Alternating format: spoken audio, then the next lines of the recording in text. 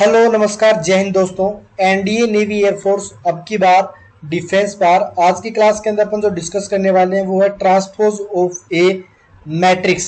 एक मैट्रिक्स का ट्रांसपोज क्या होता है उसके बारे में अपन डिस्कस करेंगे। पिछली क्लासेस के अंदर काफी कुछ चीजें अपन डिस्कस कर चुके हैं और आई थिंक अपन इस क्लास के अंदर अपन मैट्रिक्स को खत्म कर देंगे। ठीक है, जो इंपॉर्टेंट चीजें हैं वो सारी अपने पास में एंड हो जाएंगी। तो सबसे पहले देखो अपने पास में जैसे कि यहाँ पे शो भी हो रहा है कि ट्रांसपोज ऑफ ए मैट्रिक्स क्या होता है कि जैसे अपने पास में एक मैट्रिक्स ए दे रखा है, क्लियर, जिसका अपने पास में ऑर्डर क्या है 2×3 है। जब हम इसका ट्रांसपोज लेते हैं, ट्रांसपोज को शो किससे करते हैं ए की पावर टी से, या तो आप ए की पावर टी से शो कर दो या फिर आप ए डैश से भी शो कर सकते हो, एक ही बात है, कोई डिफरेंस नहीं है, क्लियर। तो आपको सबसे पहले क्या करना है, 2×3 था, अब आप उसको ऑर्डर चेंज कर दोगे 3×2, यानी रो कॉलम में चेंज हो जाएगी और कॉलम रो में चेंज हो जाएगा। और ये लाइन कुछ इस टाइप से बन रही थी रो, अब ये क्या बन चुकी है, इस टाइप से कॉलमन बन चुका है। एज इट इज अपने पास में ये वाला एक रो बन रहा था, अब ये कॉलमन बन चुका है, क्लियर। तो बस यही अपने पास में आज की क्लास का मेन टॉपिक है कि transpose of A matrix, clear. आपको ऑर्डर को एक्सचेंज कर देना है, रो कॉलम में चेंज हो जाएगी, कॉलम रो में चेंज हो जाएगा, बाकी सारी चीजें सेम रहेगी, एलिमेंट में कोई फर्क नहीं पड़ेगा। जैसे कि यहाँ पे डेफिनेशन में आप देख सकते हो, डेफिनेशन में अपने पास बोला गया है कि let A B m×n matrix then the transpose of A denoted by A power T, या तो ए पावर टी से शो करेंगे या ए डैश से शो करेंगे, और इसकी जो अपने पास में ऑर्डर होगा वो n×m हो जाएगा, रो कॉलम में चेंज हो जाएगी और कॉलम रो के अंदर चेंज हो जाएगा, क्लियर। और ये कुछ इस टाइप से आपको शो भी हो रहा है, इसके अंदर ए पावर टी आई जे जो अपने पास में वो कुछ इस टाइप से होगा, क्लियर जी। अब अपन एग्जाम्पल से आई थिंक समझे तो और ज्यादा बेटर रहेगा। एग्जाम्पल में देखो कि अपने पास में जैसे कि ये दे रखा है, ये कितने का है अपने पास में, तो आपने बोला ये 2×3 का अपने पास में मैट्रिक्स है। अगर अपन इसका ट्रांसपोज लेते हैं तो ये ट्रांसपोज कुछ इस टाइप से अपने पास बन जाएगा, ये क्या हो जाएगा इस टाइप से। तो ये बी जो अपने पास में है एक्चुअल में क्या है, ए ट्रांसपोज है, ए ट्रांसपोज के बराबर। तो ये इसका एक एग्जाम्पल हो गया। ये जो अपने पास में रो था अब ये कॉलम के अंदर चेंज हो चुका है, क्लियर जी। अपने पास नेक्स्ट चीजें देखें तो प्रॉपर्टीज ऑफ ट्रांसपोज क्या होती है वो देखो। प्रॉपर्टीज ऑफ ट्रांसपोज अपने पास में होती है कि अगर आप ट्रांसपोज का दोबारा ट्रांसपोज लेते हो तो वो ए के बराबर होता है, यानी अपने पास में पहले सपोज दैट ये मैट्रिक्स ए अपने पास में गिवन था कुछ 2×2 ऑर्डर का 1 2 3 4। अगर आपने मान लो इसका ट्रांसपोज लिया तो ए ट्रांसपोज कितना हो जाएगा अपने पास में, आपने बोला 1 2 3 4, ये अपने पास में हो गया। अब हमने बोला दोबारा ए ट्रांसपोज था, इसका दोबारा ट्रांसपोज लो, तो अब पास में क्या हो जाएगा 1 2 3 4, और ये तो ए था अपने पास में। तो यही चीज यहाँ पे अपन बता रहे हैं कि ए ट्रांसपोज का ट्रांसपोज ए के बराबर होता है। ये जो अपने पास प्रॉपर्टी है वो एयरफोर्स के एग्जाम के अंदर डायरेक्ट पूछ ली जाती है, तो ध्यान से देखिएगा, एयरफोर्स में डायरेक्ट पूछ ली जाती है कई बार। बढ़ते हैं नेक्स्ट क्वेश्चन, नेक्स्ट थ्योरम की तरफ। For any two matrices A and B for the same order, अगर ये सेम ऑर्डर की है तो दोनों को ऐड करके ट्रांसपोज ले लो, या पहले ट्रांसपोज ले लो दोनों का फिर ऐड कर लो, बात एक ही है, आंसर अपने पास में सेम ही आएगा। दोबारा सुनिएगा, दो मैट्रिक्स अगर सेम ऑर्डर की है दोनों को ऐड करने के बाद ट्रांसपोज ले लो या पहले ट्रांसपोज ले लो बाद में ऐड कर दो, बात एक ही है, कोई फर्क नहीं पड़ेगा। नेक्स्ट थ्योरम अपने पास में वो कुछ इस टाइप से है कि इफ ए मैट्रिक्स एंड के इज ए स्केलर देन, आप एक नंबर को पहले मैट्रिक्स से मल्टीप्लाई करो फिर आप ट्रांसपोज ले लो, या पहले ट्रांसपोज ले लो फिर मल्टीप्लाई कर दो, एक ही बात है। जैसे कि यहाँ पे देखो ए अपने पास में एक मैट्रिक्स दे रखा है 1 2 -1 3, ये अपने पास दे रखा है।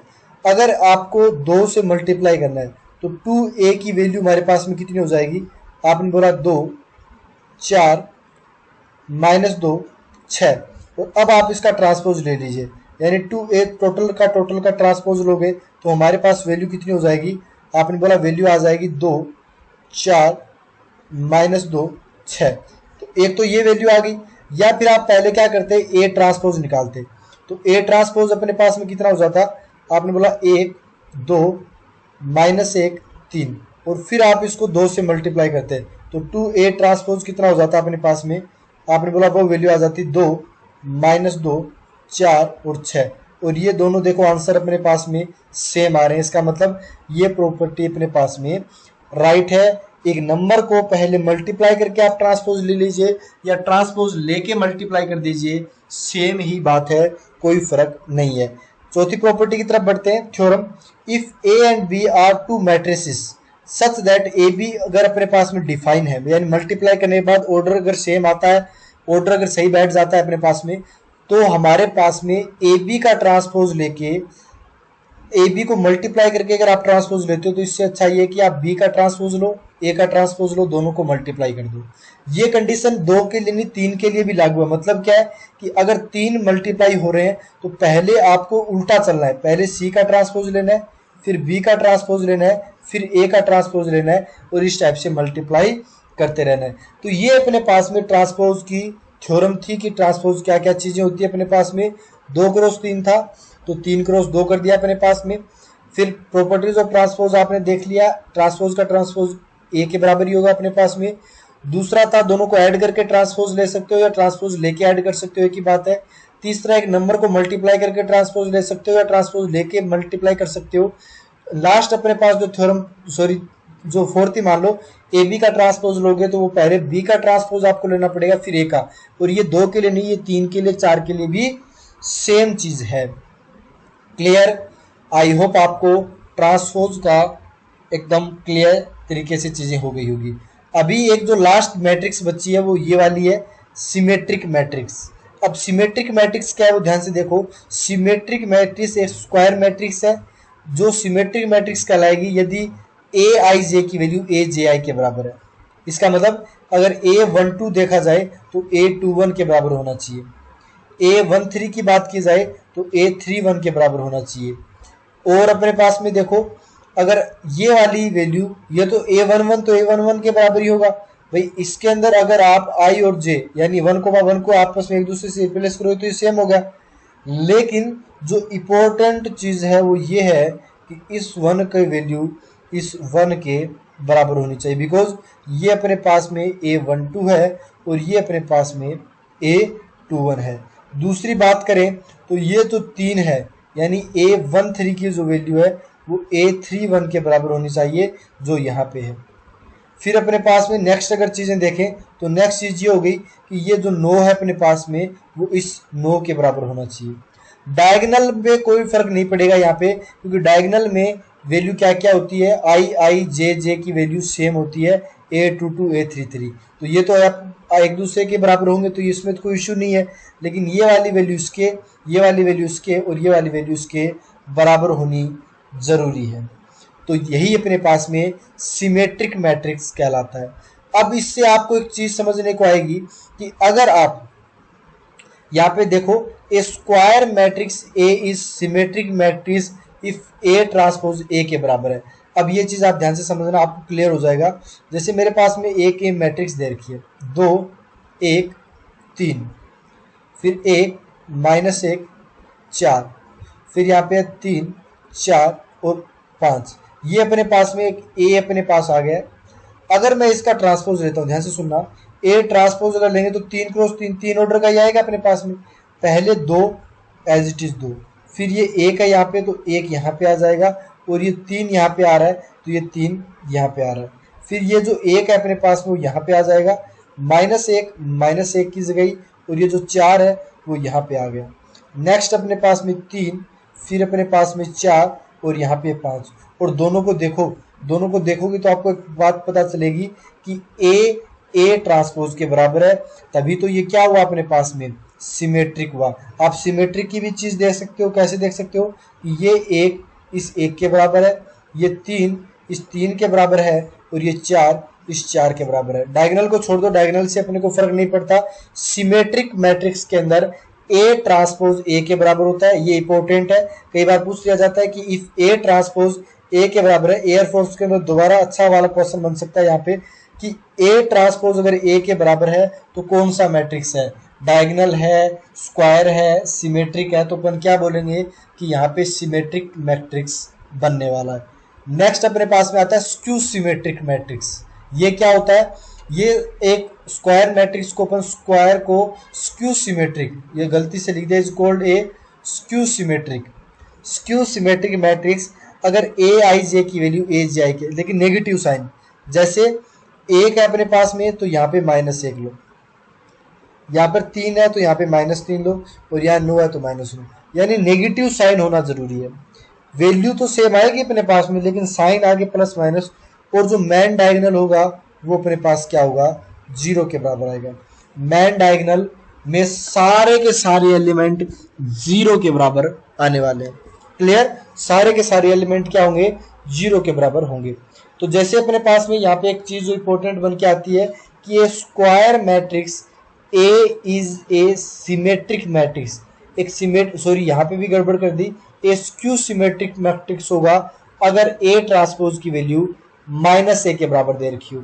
इसका मतलब समझना अच्छे से क्लियर हो जाएगा यहाँ पे कि ए अपने पास में एक मैट्रिक्स लेते हैं, ठीक है, ए मैट्रिक्स अपन ने ले लिया 1, यहाँ पे 0 डालना पड़ेगा, -2 और यहाँ पर 3, यहाँ पे 0 हो गया, यहाँ पे 2 हो गया, यहाँ पे -3 हो गया, यहाँ पर -7 हो गया, यहाँ +7 हो गया, और ये 0 हो गया। अब आप एक काम करो, सबसे पहले आप इसका ट्रांसपोज ले लीजिए। जब हम इसका ट्रांसपोज लेंगे तो हमारे पास वैल्यू देखो क्या क्या आएगी। आपने ट्रांसपोज लेने पे 0, यहाँ पर -2 आएगा और ये 3 आ जाएगा। ये चीज़ अपन ने डिस्कस कर ली है, दोबारा डिस्कस करने की आवश्यकता नहीं है। किस टाइप से ट्रांसपोज लेते हैं? -3 -7 और ये 0 हो गया। अब आप इसके अंदर अगर आप नेगेटिव साइन ले लेते हो, आप नेगेटिव साइन ले लेते हो बाहर, तो यहाँ पर भी माइनस करना पड़ेगा। अब ये जब वैसे ही माइनस लिया तो ये -2 बन गया, ये +2 बन गया, ये -3 बन गया, ये -7, नेगेटिव प्लस के प्लस नेगेटिव, और ये वाली वैल्यू देखो सेम आ रही है, एकदम डिट्टो की डिट्टो सेम आ रही है। मतलब ए की वैल्यू -a ट्रांसपोज, या फिर आप बोल सकते हो कि ए ट्रांसपोज की वैल्यू -a के बराबर है, तो हम क्या बोलेंगे कि वो एक स्क्यू सिमेट्रिक मैट्रिक्स अपने पास में देखने को मिलेगा। क्लियर? तो ये अपने पास में स्क्यू सिमेट्रिक मैट्रिक्स था। जैसे एक क्वेश्चन देख लो यहाँ पे कि इफ अगर ये सिमेट्रिक मैट्रिक्स दे रखा है तो बताओ x की वैल्यू क्या होगी। सिमेट्रिक मैट्रिक्स में अपन ने क्या चीज डिस्कस की थी कि हमारे पास में ये वाली वैल्यू x+2 इसके बराबर आएगा, ठीक है ना। x+2 की जो वैल्यू है अपने पास में वो 2x-3 के बराबर होने वाली है। अगर हम देखें तो 2 माइनस माइनस ये इधर प्लस आ जाएगा और ये 2x - x होगा, तो x की जो वैल्यू है वो 5 के बराबर हो चुकी है। तो इसके ऊपर डिपेंड नहीं करेगा, ये याद रखना, डायगोनल वाले पे डिपेंड नहीं करता है। हाँ, डायगोनल वाला स्क्यू सिमेट्रिक पे डिपेंड करेगा, तो उस टाइम वैल्यू 0 हो जाएगी डायगोनल के सारे एलिमेंट की। और सिमेट्रिक के अंदर अगर अपन बात करते हैं तो यहाँ पे A12 की जो वैल्यू है वो A21 के बराबर करनी होती है, ये अपने पास कंडीशन होती है। नेक्स्ट अपन क्वेश्चन की तरफ बढ़े। नेक्स्ट है, अगर A अपने पास ये दे रखा है और ये एक सिमेट्रिक मैट्रिक्स है, तो x y z t ये सारी की सारी वैल्यू बताओ क्या आएगी। तो आपको पता है पहले कि इस 2 की वैल्यू इस y के बराबर होनी जरूरी है, क्योंकि सिमेट्रिक मैट्रिक्स है, तो y = 2 आ चुका है। फिर अपने पास में इस x की वैल्यू इस 4 के बराबर होनी जरूरी है, तो x की वैल्यू अपने पास में 4 आ चुकी है, ये दूसरी बात होगी।